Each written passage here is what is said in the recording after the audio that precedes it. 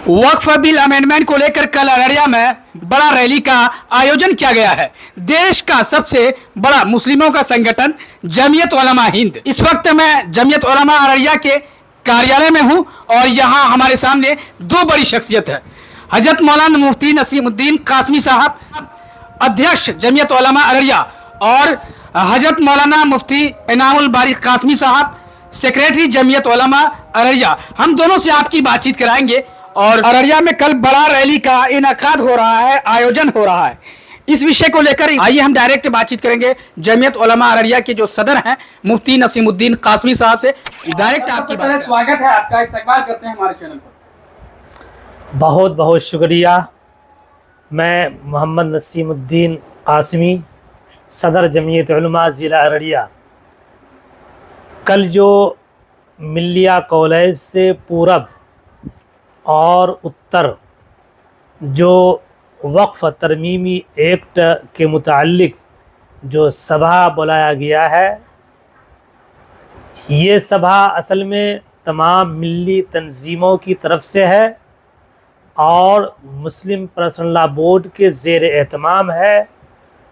और मैं अररिया ज़िला के तमाम कारकुनान से और तमाम अवामुन्नास से अपील करता हूँ कि कसीर तादाद के अंदर कल 10 बजे मिलिया कॉलेज 0 माइल आप तशरीफ़ लाएं। एक बहुत बड़ा यहाँ पर सभा होगा। चूँकि जमयत उलमा हिंद के सदर मौलाना सैयद अरशद मदनी साहब दामद बरकातुहुम बार बार फरमाते हैं कि ये वक्फ एक्ट जो कि बिल्कुल ही हमारे ख़िलाफ़ में है और मुल्क भर में ये एहतजाज उस वक्त तक चलता रहेगा जब तक कि ये बिल हुकूमत वापस नहीं ले, ये काला कानून वापस नहीं ले।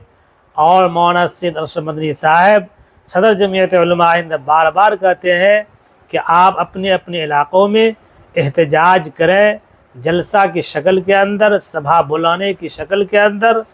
तो इस एतबार से जहाँ पर हमारे इमारत शरइया और मुस्लिम पर्सनल लॉ बोर्ड और दीगर तंजीमें इस काम में आगे हैं, वहीं पर जमयत उलमा हिंद भी शुरू ही से इस बिल के ख़िलाफ़ आगे हैं और हर जगह हमारे लोग इस बिल के ख़िलाफ़ एहतजाज कर रहे हैं।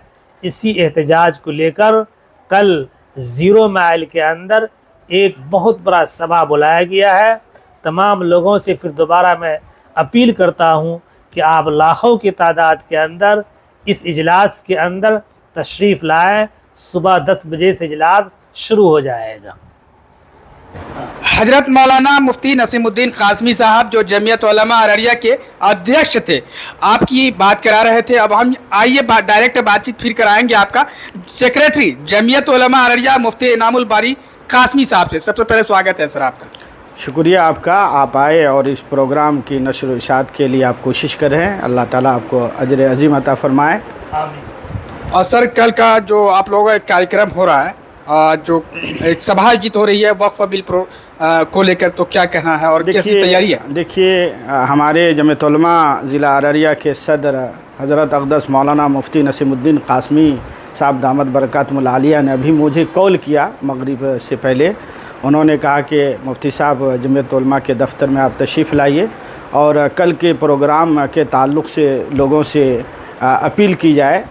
जमीयत उलमा के प्लेटफॉर्म से जो प्रोग्राम हो रहा है, तो चुनाचे में आया और उस प्रोग्राम की मीटिंग में मैं भी था अल्हम्दुलिल्लाह।